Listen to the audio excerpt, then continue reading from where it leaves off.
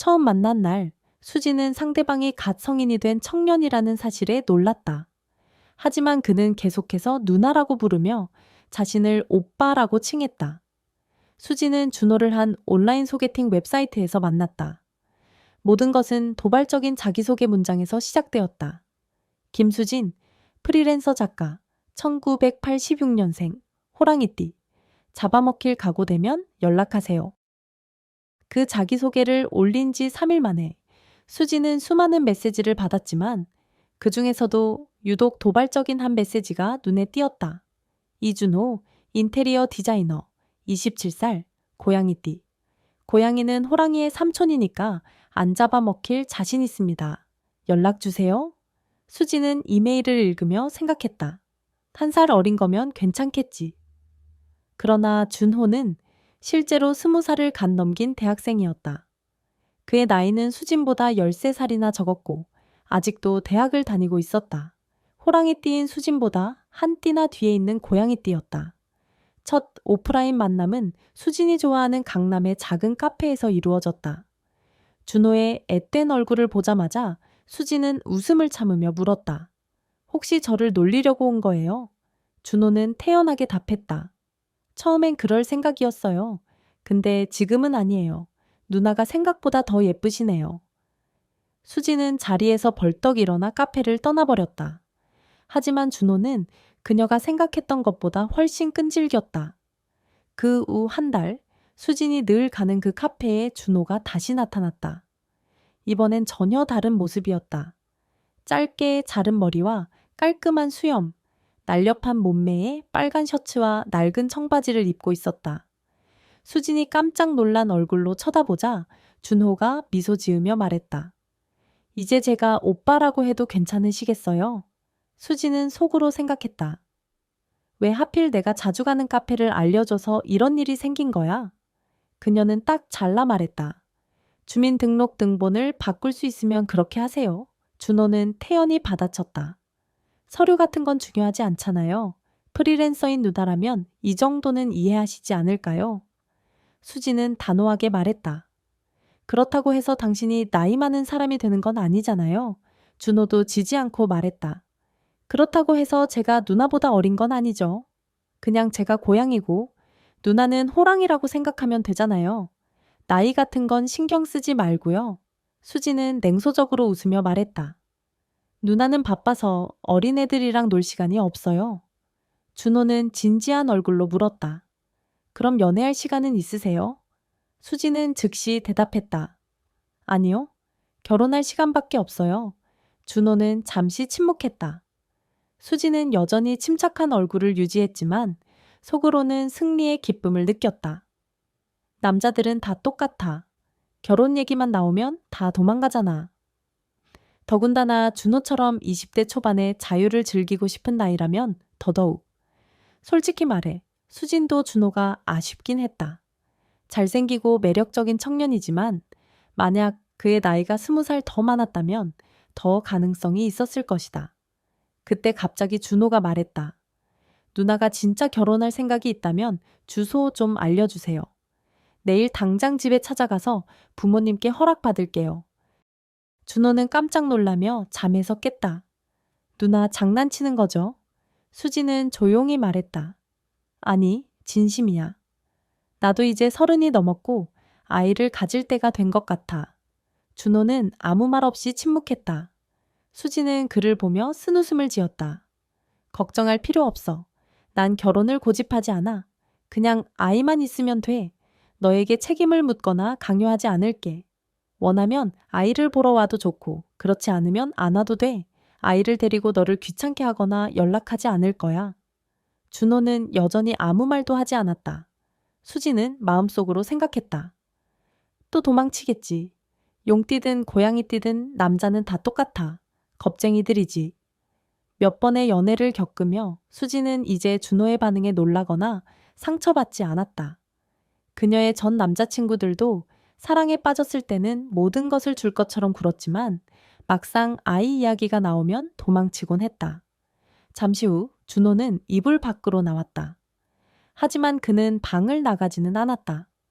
대신 담배를 한 대 피우고는 진지한 얼굴로 말했다. 누나, 우리 결혼하자. 수지는 자신의 귀를 의심했다. 뭐라고? 준호는 미소를 지으며 그녀를 바라보았다. 결혼하자고? 우리 결혼하자. 이번에는 수진이 말을 잇지 못했다. 그녀는 이런 상황을 전혀 예상하지 못했다. 준호의 눈을 보니 장난이 아니라는 것을 알 수 있었다. 너 아이 때문에 결혼하려는 거야? 나이가 많은 여자를 굳이 책임질 필요는 없어. 준호는 웃으며 그녀를 끌어안았다. 아니, 아이 때문이 아니야. 너와 함께 있고 싶어서야. 너의 소원이 아이를 가지는 거라면 결혼을 통해 그걸 이루게 해주고 싶어. 누나, 독신주의 같은 건 이제 그만 포기해. 이제는 제대로 된 가정을 만들어야 할 때야. 그 말에 수지는 눈물을 흘렸다. 그리고 준호는 그녀를 뜨겁게 안아주었다. 그는 행동으로 약속을 증명했다. 바로 다음 주 준호는 수진을 어머니께 소개하러 갔다. 그의 아버지는 일찍 돌아가셨고 집에는 어머니와 둘이 살고 있었다. 준호의 어머니는 수진을 냉철한 눈빛으로 맞이했다. 그녀는 젊은 아들이 아직 결혼할 나이가 아니라고 생각했다. 그녀는 속으로 물었다. 이 여자에게 우리 아들이 반한 이유가 대체 뭘까?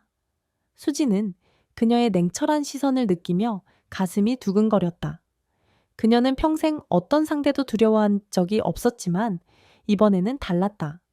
준호의 어머니는 몇 분 동안 분위기를 가라앉힌 뒤 물었다. 아가씨, 우리 집에 며느리로 들어올 준비가 되었나요? 수지는 잠시 생각하다가 조용히 대답했다. 저는 준호와 결혼하고 싶습니다. 어머님께서 허락해 주시기를 바랍니다. 어머니는 계속해서 차분히 물었다. 준호가 왜 결혼을 하고 싶어 하는지 아가씨는 알고 있나요? 수지는 답하려고 했지만 사랑 때문이라는 말을 하지 못했다. 그저 고개를 숙였다. 어머니는 미소를 지으며 말했다. 사랑 때문이라고 대답할 자신이 없나 보네요. 수지는 입술을 꽉 깨물었다. 어머님은 제가 뭐라고 말하기를 원하시는 거죠? 어머니는 계속해서 침착하게 말했다. 아가씨, 제가 한 가지 제안을 드릴게요. 1년 동안 준호와 떨어져 지내세요. 그동안 서로 연락하지도 이유를 설명하지도 마세요. 만약 준호가 진심으로 아가씨를 사랑한다면 그 기간 동안 기다릴 것이고 제가 결혼을 허락할게요. 반대로 그의 감정이 단순한 열정이라면 이 관계는 여기서 끝내는 게 나을 겁니다. 어머니는 말을 이어갔다. 아가씨는 준호가 정말 자신을 사랑한다고 믿나요? 아니면 그냥 한순간 매료된 것뿐이라고 생각하나요? 이 정도는 스스로 확인해 볼 수 있겠죠?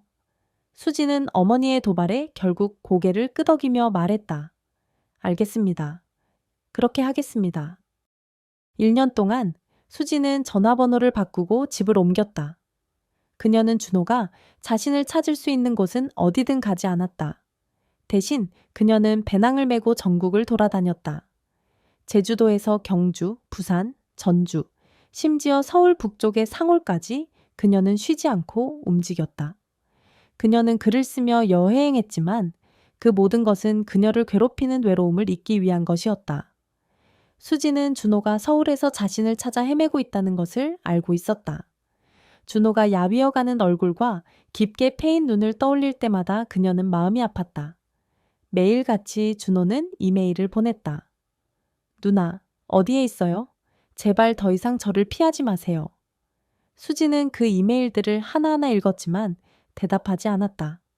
그녀는 스스로를 다독이며 매일 지나가는 날을 손에 든 다이어리에 표시했다. 때로는 그녀도 포기하고 싶은 순간이 있었다. 특히 준호의 이메일이 점점 줄어들고 사라지기 시작했을 때. 그러나 가끔씩 준호는 여행지에서 찍은 사진을 보냈다. 사진 속에서 그는 늘 예쁜 여자들과 함께 있었고 그 모습은 마치 수진이 그의 삶에서 완전히 지워진 것처럼 보였다.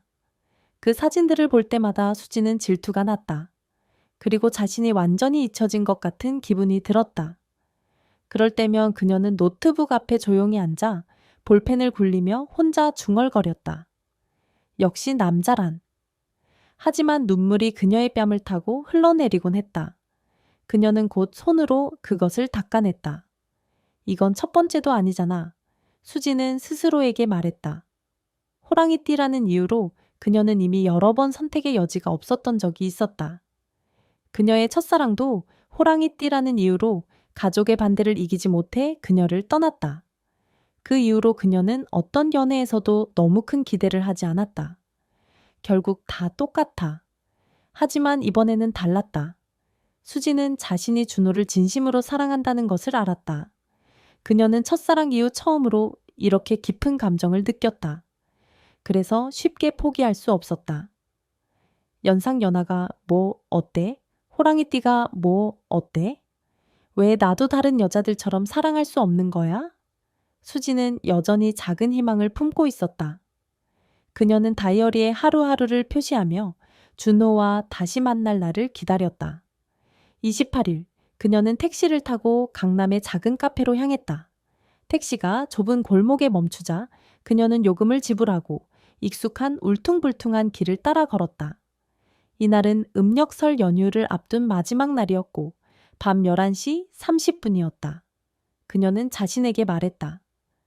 그가 정말 나를 사랑하고 아직도 기억하고 있다면 오늘 밤 자정이 지나기 전까지 이곳에서 나를 기다리고 있을 거야. 1년이 지나도 카페는 그대로였다. 하얀 벽에는 여전히 방문객들이 남긴 알록달록한 손바닥 모양의 그림들이 가득했다. 나무 테이블은 깨끗하게 닦여 있었고 작은 플라스틱 복주머니와 빨간 장식들이 여전히 창가에 걸려 있었다. 수지는 창가에 있는 테이블을 찾았다. 그러나 그곳은 비어 있었다. 그녀는 주위를 둘러보았다. 카페 안에는 몇 명의 손님들이 있었지만 그녀가 찾는 사람은 보이지 않았다. 수지는 다리가 풀리는 것 같았다. 숨을 제대로 쉴 수 없을 정도로 가슴이 답답했다. 그녀는 가슴을 움켜쥐며 겨우 창가 테이블로 걸어가 모카 커피를 주문했다. 눈물이 그녀의 눈을 가렸다. 수지는 자신이 울고 있다는 것을 알았다. 그녀는 손으로 눈물을 닦고 웨이터에게 억지로 웃어 보였다. 그러나 그녀의 웃음은 테이블 위에 비친 모습처럼 왜곡되고 쓸쓸했다. 웨이터는 걱정스러운 목소리로 물었다. 괜찮으세요? 수지는 웨이터의 질문에 억지로 미소를 지으며 말했다. 괜찮아요.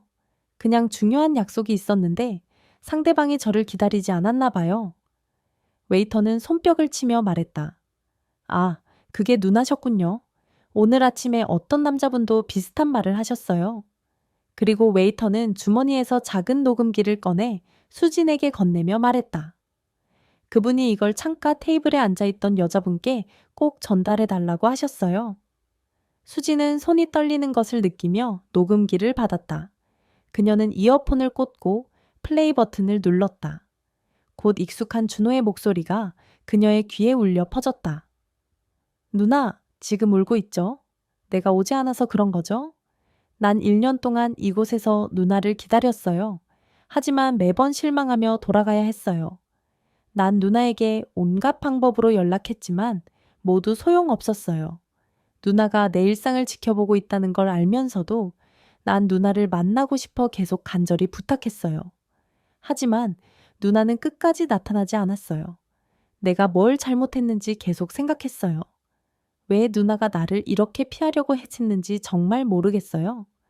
오늘 아침에도 난 일찍 이곳에 와서 누나를 기다렸지만 또다시 누나는 오지 않았어요. 그리고 난 더 이상 기다릴 자신이 없어요. 이걸 들을 때쯤 난 이미 비행기에 올라 프랑스로 떠나고 있을 거예요. 앞으로 3년 아니면 더 오래 프랑스에서 일하게 될지도 몰라요. 아마도 우리는 다시는 만나지 못할 거예요. 누나, 건강하시고 행복하세요. 준호의 마지막 말이 끝나자 수진의 눈에는 눈물이 가득 고였다. 두 손이 떨리고 심장이 쿵쾅거리며 멈출 것만 같았다.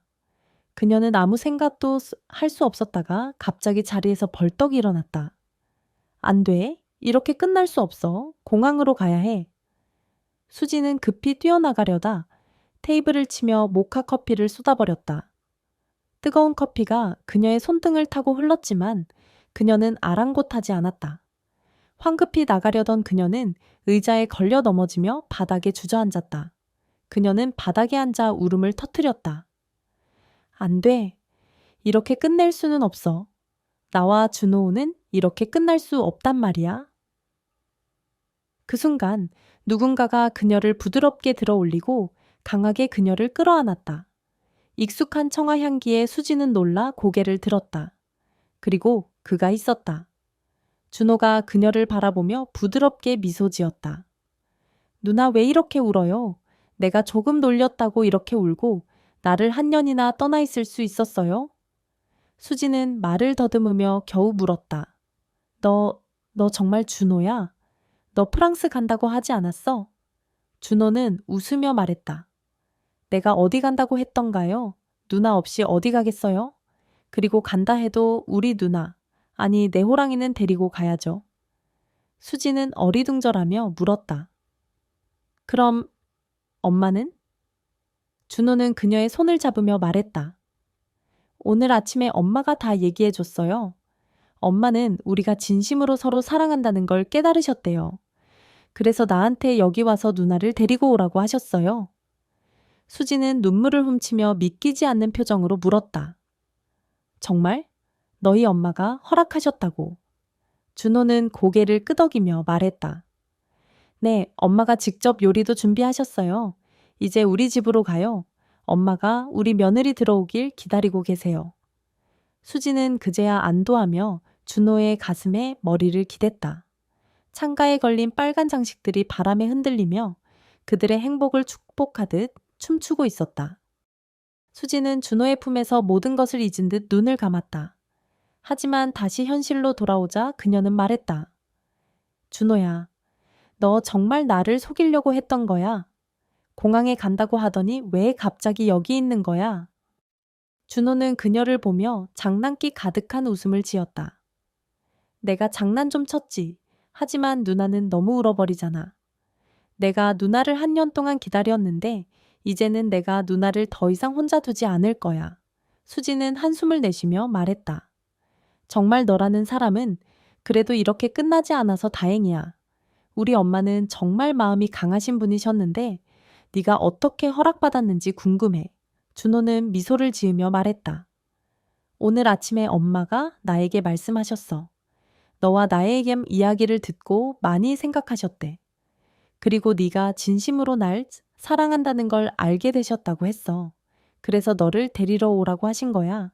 엄마는 우리 사랑을 이해하셨어. 수지는 믿을 수 없다는 듯이 준호를 바라보았다. 진짜야? 네 엄마가 나를 받아주셨다고? 준호는 고개를 끄덕이며 말했다.